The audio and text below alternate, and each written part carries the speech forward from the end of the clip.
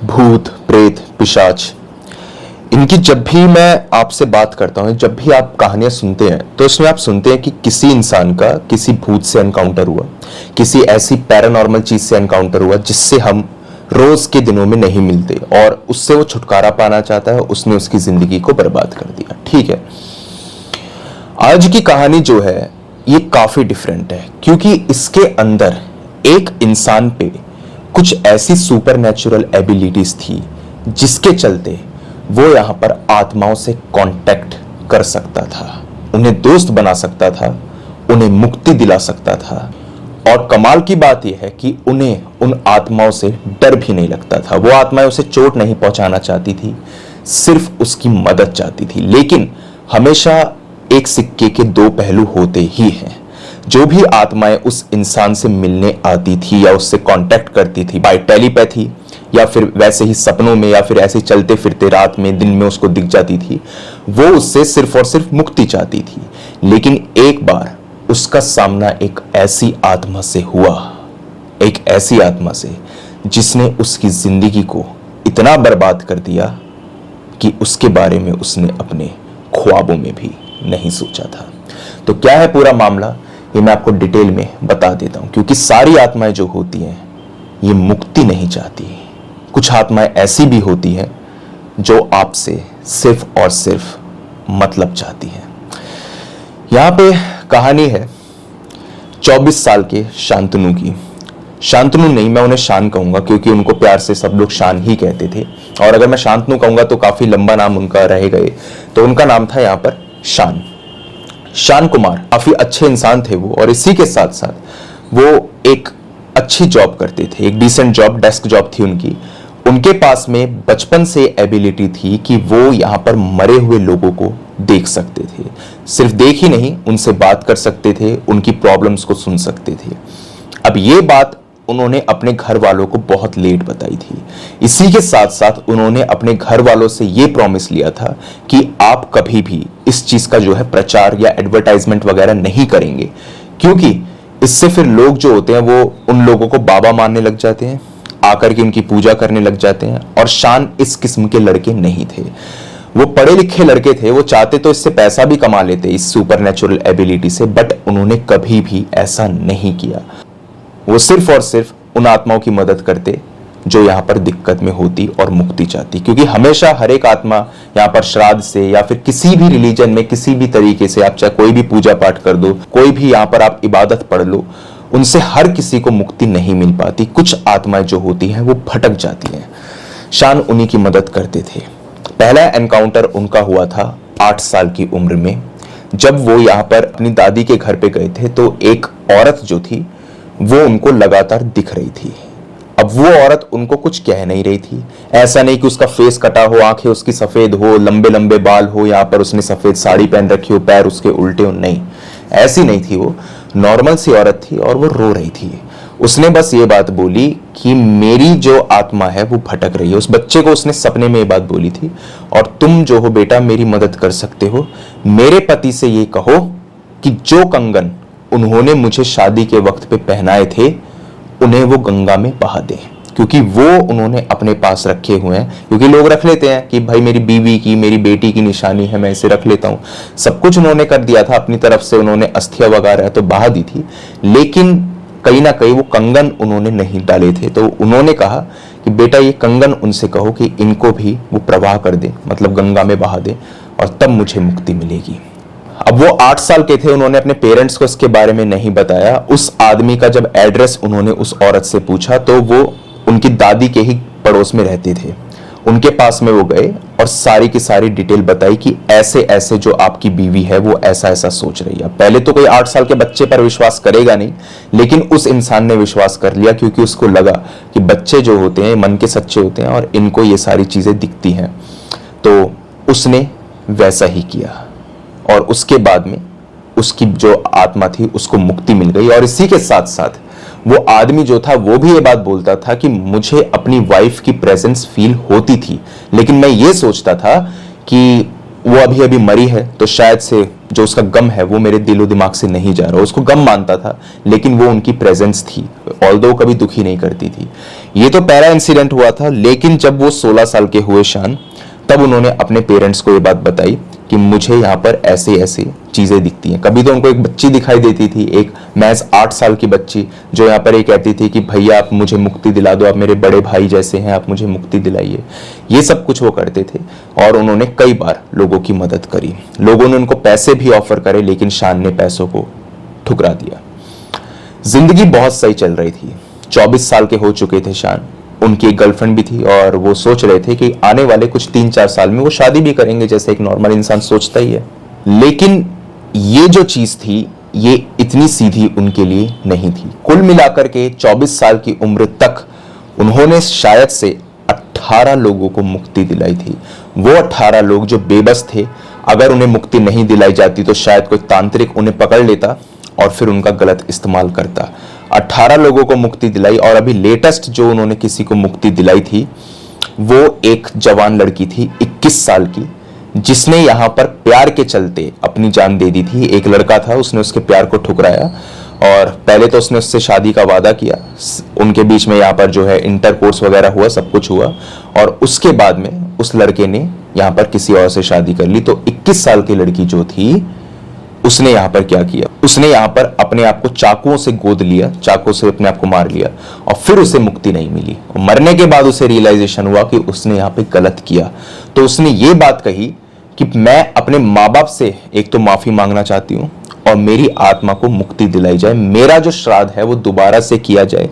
इसी के साथ साथ जो मेरे माँ बाप हैं, उन्हें ये बात कही जाए कि वो दुखी ना हो, क्योंकि अगर वो दुखी होंगे तो इससे जो मेरी आत्मा है वो भी दुखी रहेगी। तो उसने ये काम भी किया और उसके बाद में उस लड़की को भी मुक्ति मिली। सारे केसेस में एक बात कॉमन थी कि सभी जो उसके घर वाले होते थे, उन लोगों के, उनको मरे हुओं का एहसास होता था, लेकिन वो लोग उन्हें दुखी नहीं करते थे। अब जब भी मैं आपको कभी स्टोरी बताता हूं तो उसके अंदर मैं कहता हूं कि वो जो आत्मा है वो आई और उसने उस इंसान के ऊपर यहाँ पे काबू करने की कोशिश करी या फिर उस इंसान को यहाँ पे मारने की कोशिश करी।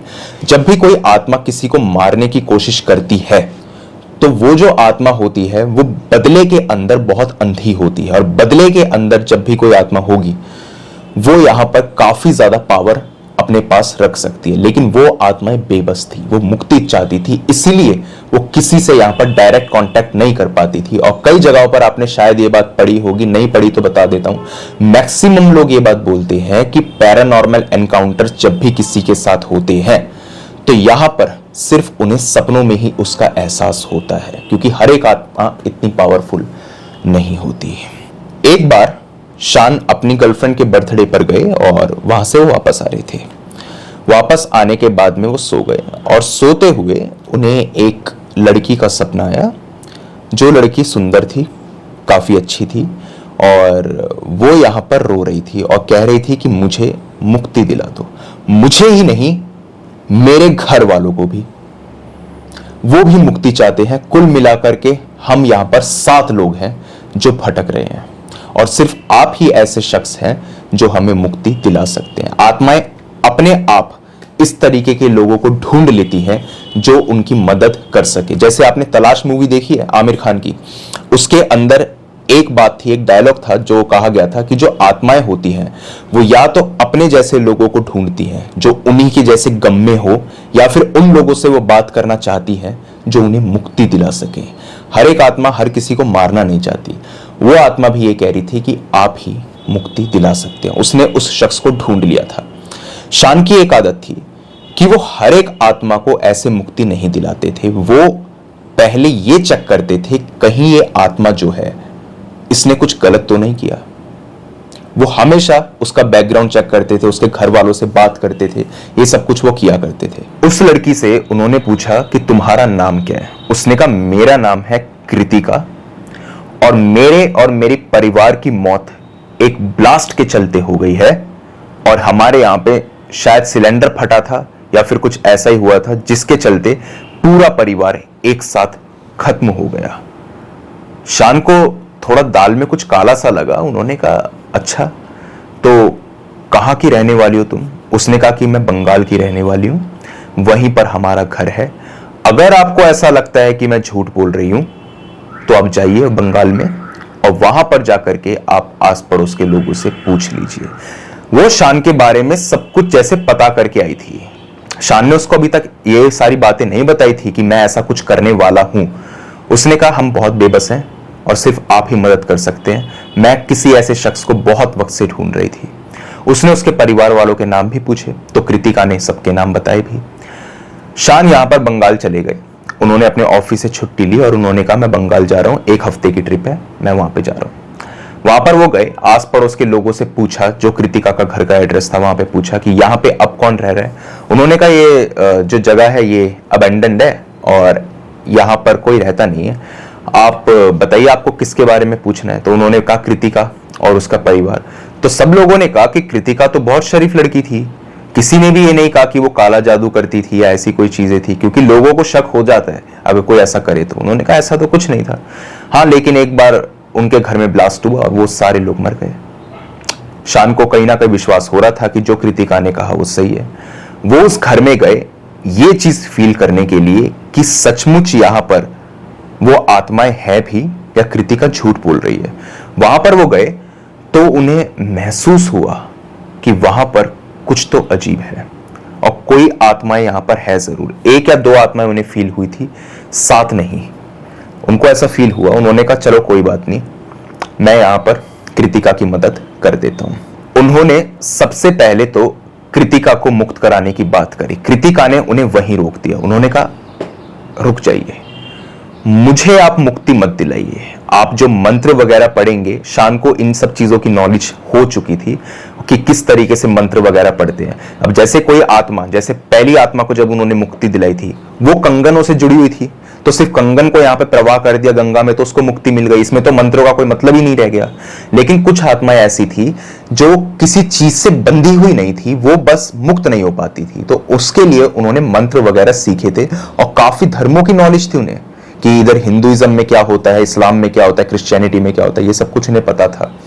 तो यहां पर उन्होंने उसको मुक्त कराने की बात करी और उसने कहा आप रुक जाइए, पहले मेरे घर वालों को मुक्त कराइए।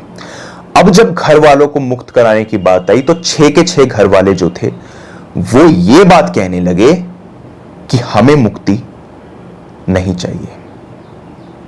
अगर तुम हमें मुक्त कराओगे तो तुम अपनी जिंदगी खो बैठोगे। अब इस बात से इसका क्या कनेक्शन है ये आपको आगे पता चलेगा। उन्होंने कहा शान ने ऐसा क्यों, आप मुझे देख करके ऐसे तो नहीं लगते कि आप कोई भूत प्रेत पिशाच या ये सब कुछ हो और लोगों को परेशान करते हो। लोग तो यहाँ पर कहते हैं कि घर जो है ये बस अबेंडेंट है और यहाँ पे किसी को कोई क्रीपी वाइब्स भी नहीं फील हुई। बच्चे वहां पर आते भी थे, बॉल गिर गई तो बॉल उठा के बाहर चले गए। ऐसा नहीं था कि हॉन्टेड हाउस था वो, लेकिन आत्माएं वहां पर थी, इसका एहसास सिर्फ शान को हुआ था क्योंकि शान एक स्पेशल ह्यूमन बीइंग थे। तो उन्होंने कहा ऐसा क्यों। वो काफी घबरा गए। उन्होंने कुछ नहीं बोला, उन्होंने बस ये कहा हमें मुक्ति मत दिलाओ, हम मुक्त होना ही नहीं चाहते। लेकिन शान ऐसे नहीं थे। उन्होंने यहां पे मंत्र वगैरह पढ़े और उन आत्माओं को एक एक करके मुक्त करवा दिया। आखिरी जो आत्मा थी जो कृतिका की मां की थी, उन्होंने ये बात बोली, ये लड़की जो है कृतिका, ये तुम्हें जिंदा खा जाएगी, इसकी बातों में मत आना। तुम समझ नहीं रहे हो, अभी भी मौका है। अगर हमें मुक्त करवा रहे हो तो करवाओ, कोई बात नहीं। इस औरत की बातों में मत आना, यहां से वापस चले जाना। तुम फंसते चले जाओगे और तुम्हें समझ नहीं आएगा कि यह औरत कितनी भयानक है। बस वो इतना ही बोल पाई और उसके बाद में वो भी मुक्त हो गई। शान को लगा आखिर ये एक मां अपनी बेटी के बारे में क्यों बोल रही है। कृतिका देखने में ऐसी नहीं थी, ना उसका बिहेवियर ऐसा था, ना उसकी टांगे उल्टी थी, ना उसके नखून लंबे थे, ना उसके बाल फैले हुए थे, कुछ भी ऐसा नहीं था उसके बारे में। लेकिन ऐसा एक मां क्यों बोलेगी अपनी बेटी के बारे में, ये उन्हें खाए जा रही थी। अब बारी थी कृतिका की। जब कृतिका को मुक्त कराने की बात आई, कृतिका ने कहा मुझे मुक्त कराने से पहले मैं आपको एक जगह पे लेकर जाना चाहती हूं जहां पर और भी बहुत सी आत्माएं कैद हैं। आप उन्हें मुक्ति दिला दो, उन्हीं के साथ साथ मैं भी मुक्त हो जाऊंगी।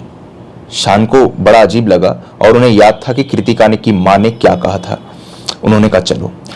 उस घर में जब वो गए वहां पर उन्हें पहली बार कुछ भी अजीब फील हुआ ही नहीं, जैसे वहां पर कुछ था ही नहीं। घर वो भी खाली था, लेकिन हर एक खाली जगह पे भूतों का वास नहीं होता। उन्होंने कृतिका से पूछा, आखिर क्या राज है इस जगह का? तो उन्होंने कहा, यहां पे एक बक्सा है, जिस बक्से में कई सारी आत्माएं किसी तांत्रिक ने बांध रखी है, उन्हें आप आजाद करवा दीजिए।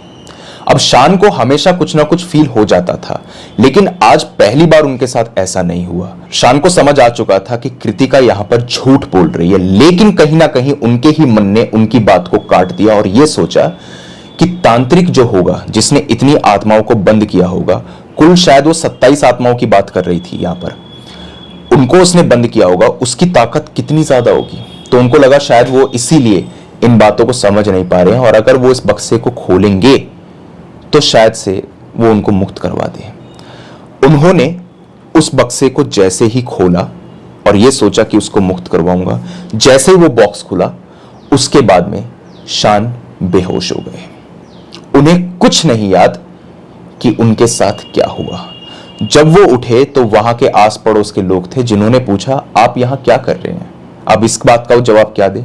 और उन्होंने एक बहाना बना दिया कि मेरी यहां पर दूर जो थी गाड़ी खराब हो गई थी, रात में मैं यहां रुकने के लिए आ गया था, जबकि वो दिन में आए थे। तो उन्होंने कहा मैं रात में यहां पे आ गया था और यहां पर पता नहीं मेरी तबीयत खराब हो गई, इसलिए मैं बेहोश सा हो गया और ये सब कुछ मेरे साथ हुआ। लोगों को लगा चोर चक्का होगा नहीं, कपड़े उसके अच्छे थे। बॉक्स लोगों ने यहाँ पे खाली देखा था, वो बॉक्स ही था बस उस घर के अंदर, बाकी कुछ था नहीं। लोगों ने भी जाने दिया, किसी को ये नहीं पता था कि आखिर उस घर की सच्चाई क्या थी, उस बॉक्स की सच्चाई क्या थी, क्योंकि वो कभी भी अपना राज नहीं खोलते थे कि मैं यहाँ पे भूत प्रेतों से टैकल करना जानता हूं।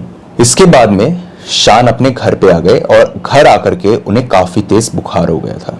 अब बुखार उन्हें इसलिए हो गया था क्योंकि वेस्ट बंगाल का जो मौसम था दिसंबर के वक्त में वो अलग होता है, और इधर नॉर्थ साइड का जो मौसम होता है इंडिया में वो थोड़ा अलग होता है। तो शायद टेम्परेचर के चलते उनको इधर डिफरेंस आ गया और इसीलिए उनको यहाँ पे बुखार आ गया। उन्होंने ये सोचा, बुखार उतर भी गया था, लेकिन रात में उन्हें बहुत तेज हरारत हो जाती, पसीने से लथपथ वो हो जाते, भरी सर्दियों में पसीने से लथपथ होकर के, जब बाहर का टेम्परेचर यहाँ 5-4 डिग्री हो रहा हो, तब वो यहाँ पर अपने जो कपड़े होते थे वो बहुत लाइट पहनते थे, उनको बहुत ज्यादा पसीने आते थे, और रात में उनको यहाँ पर मांस खाने की तलब उठती है।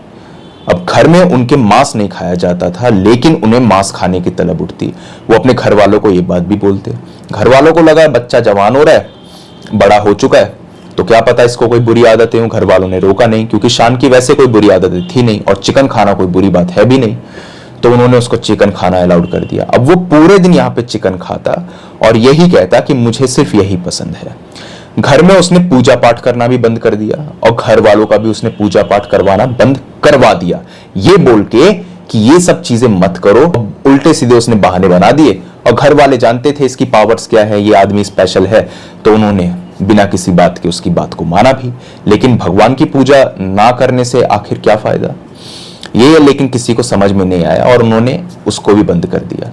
शान का जो घर था उसके बाहर एक गार्डन था और एक कुत्ता था उनका, जो उनको बहुत प्यारा था।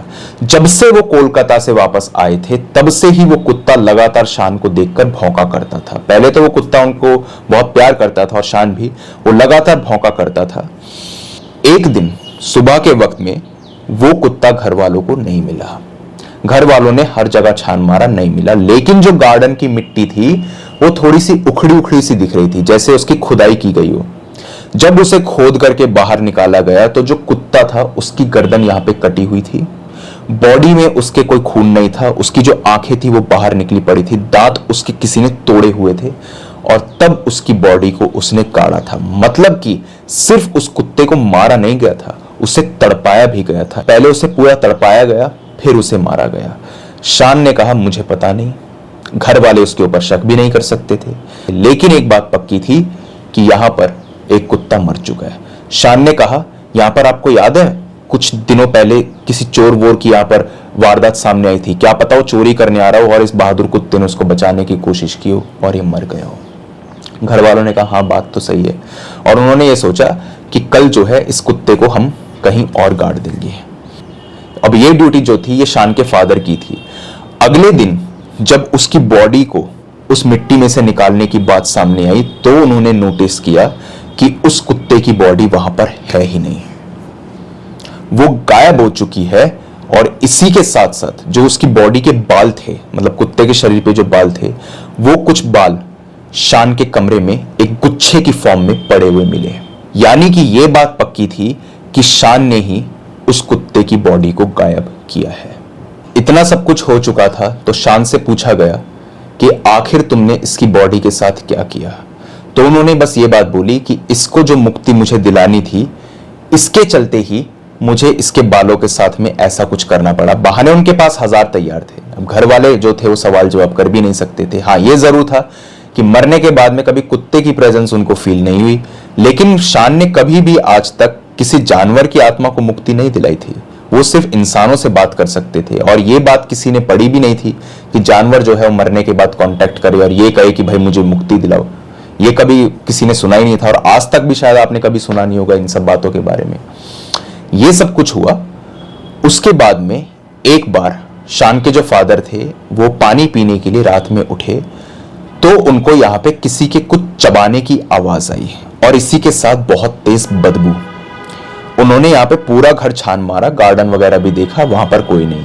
बदबू जो थी वो शान के कमरे से आ रही थी और शान का जो कमरा था वो आधा यहां पे खुला हुआ था। जब वो अंदर गए और जो उन्होंने देखा, उसे देख करके उन्हें यकीन हो गया कि ये शान की हरकत हो ही नहीं सकती। शान उस मरे हुए कुत्ते की सड़ी हुई लाश को खा रहा था जो यहां पर 3 या 4 दिन पुरानी हो चुकी थी, जिसके बारे में किसी को पता नहीं था। शान के फादर ने जैसे ही इस चीज को देखा वो बहुत तेज चिल्लाए और चिल्ला करके वो भागे, अपनी वाइफ की तरफ वो भागे, बहुत तेज भागे। और जैसे ही वो गए उन्होंने कहा देखो देखो शान शान। शान ने ये बस इतना ही बोल पाए और इतने में वो चुप हो गए, जैसे किसी ने उनको चुप करवा दिया। बिल्कुल वो चुप हो गए। उनकी वाइफ ने कहा हाँ क्या किया शान ने। वो शान के कमरे में गई तो ना तो वहां पे बदबू थी ना वहां पे सड़ा हुआ कुत्ता। अब ये बात जो थी ये बाद में मालूम चली थी, लेकिन ये बात कंफर्म थी कि शान के ऊपर कोई ऐसी आत्मा या आत्माएं हावी थी जिनसे मुकाबला करना हर किसी के बस की बात नहीं थी। अब ये जो चीजें थी इनकी इंटेंसिटी दिन पे दिन बढ़ती चली गई। शान की बॉडी पर यहां पर जख्म मिलते, लेकिन वो कहता मुझे नहीं पता ये जख्म किसने दिए, और वो ये भी कहता मुझे इनसे कोई दर्द नहीं होता। उसकी बॉडी पर जख्म मिलते, उसका एक दांत किसी ने यहां पर तोड़ दिया था। इसी के साथ साथ जो उसकी बहन थी उसकी किसी ने रात में चोटी काट दी थी। कमरे में जब शान के गए तो वो चोटी वहां पर पड़ी हुई मिली थी। अब ये सारी बातें सामने हो चुकी थी कि शान जो है ये किसी काले जादू का या किसी आत्मा का शिकार हो चुका है। वहां पर उन्होंने देरी ना करते हुए एक पंडित से बात करी और उन्हें सारी बात बता दी। पंडित ने कहा इसके ऊपर एक आत्मा का साया है, एक लड़की की आत्मा है, उसका साया है और दिक्कत की बात नहीं है, मैं उसे उतार देता हूं। उसने यहां पे अपनी पूजा पाठ करी और उस आत्मा को उतार दिया और वो आत्मा चली भी गई।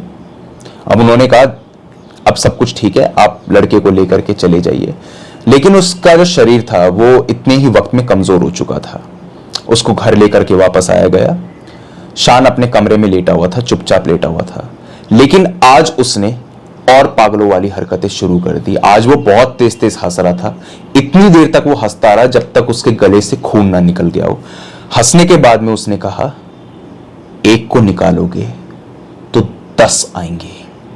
फिर से सुनो, एक को निकालोगे तो 10 आएंगे।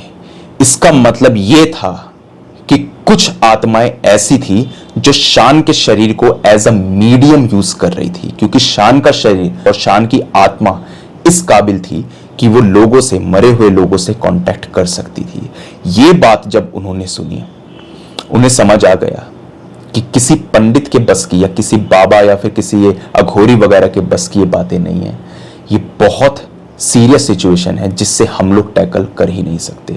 अब शान यहां पे और अजीबोगरीब हरकतें करता। उसने यहां तक कि अपने फादर की भी जान लेने की कोशिश करी। उसके फादर उसको डांट रहे थे, इतने में ही उसने अपने फादर को लोहे के डंडे से सर पे इतनी तेज मारा कि उनका सर फट गया। शान को काबू में करना बहुत मुश्किल बात थी। उन लोगों ने अपनी पूरी जी जान लगा दी। उन्हें मालूम चला हरिद्वार में एक आश्रम है और वहां पे एक बाबा है जो ये काम कर सकते हैं। लेकिन उन बाबा तक लेकर के आखिर शान को जाएगा कौन, क्योंकि उसके पास तक फटकने की किसी की जरूरत थी ही नहीं। उन्होंने बाबा को पूरी सिचुएशन बताई और बाबा के जो घुटने थे वो खराब थे, वो आ नहीं सकते थे। इसका मतलब ये था कि या तो शान को ऐसे ही तड़पते हुए मरते हुए छोड़ दो या किसी तरीके से उस आश्रम में ले जाओ। बाबा ने कहा मैं अपने एक चेले को भेजता हूं, वो यहां पे तुम्हें एक कपड़ा देगा और वो कपड़ा सफेद रंग का है, आम कपड़ा नहीं है, वो उसको पूजा पाठ से बहुत सलीके से बनाया गया है। उस कपड़े को तुम इस लड़के के सर पे, जैसे कि फांसी के फंदे के वक्त पे जैसे काला कपड़ा होता है वैसे ही वो सफेद कपड़ा था सेम, वो उसको रखो, वो मंत्रों से बंधा हुआ है। शायद ये उस मंत्र को तोड़ ना पाए, क्योंकि मैंने आज तक अपनी जिंदगी में किसी भी आत्मा को इतना पावरफुल नहीं देखा। उन लोगों ने धोखे से उस लड़के के सर पे उस कपड़े को पहना दिया।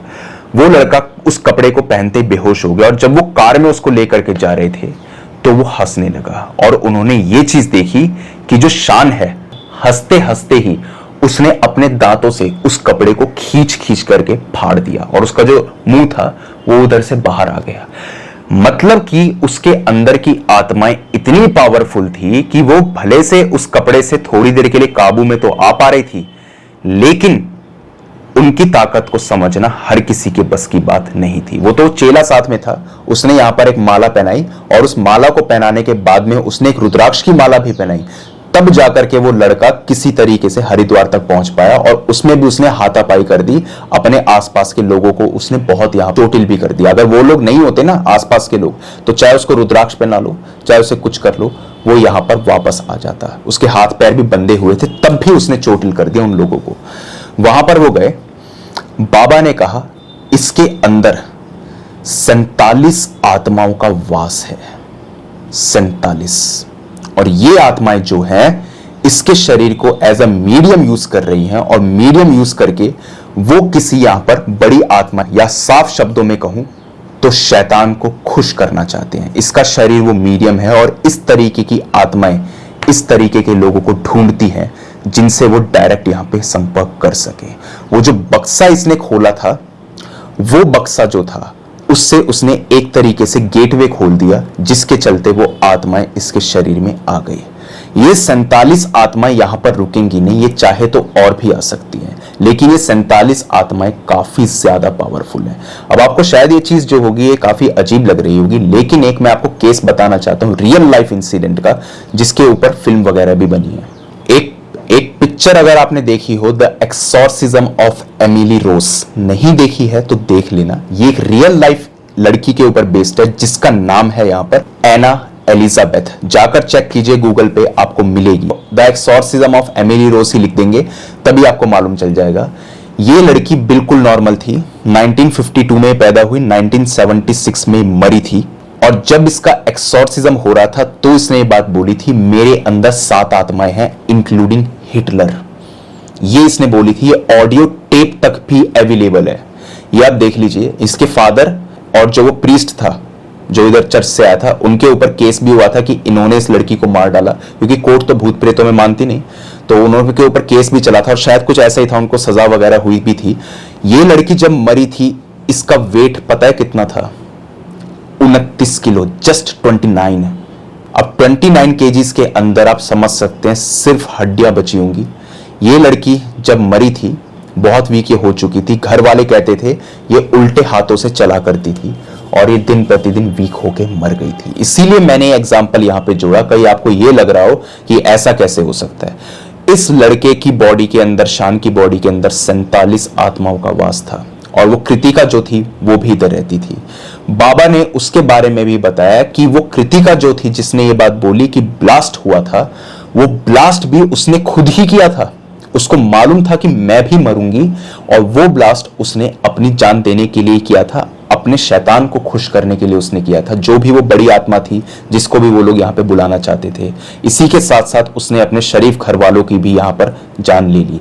इसीलिए जब वो घर वाले यहाँ पे मुक्त हो रहे थे तब उन्होंने कहा हमें मुक्ति मत दो, और अगर हमें मुक्ति दे रहे हो तो इस लड़की की बातों में मत फंसना, क्योंकि उनको भी नहीं पता था कि यहां पर उस बॉक्स का सीक्रेट क्या है। लेकिन मरने के बाद कहीं ना कहीं शायद उन्हें अंदाजा हो कि ये सब कुछ उनकी बेटी ने या फिर उनके रिलेटिव ने ऐसा किया है, लेकिन वो चाह करके भी पूरी बात शान को नहीं बता पाए, क्योंकि उधर कृतिका की मौजूदगी थी। सिर्फ कृतिका की मां आखिरी में ये बात बोल पाई, वो भी पूरी बात नहीं बोल पाई। अगर शायद वो पूरी बात बोलती तो क्या पता उसकी आत्मा या शान के साथ में वहां पे क्या होता। बस उसने एक चेतावनी दी, शान ने उसको माना नहीं।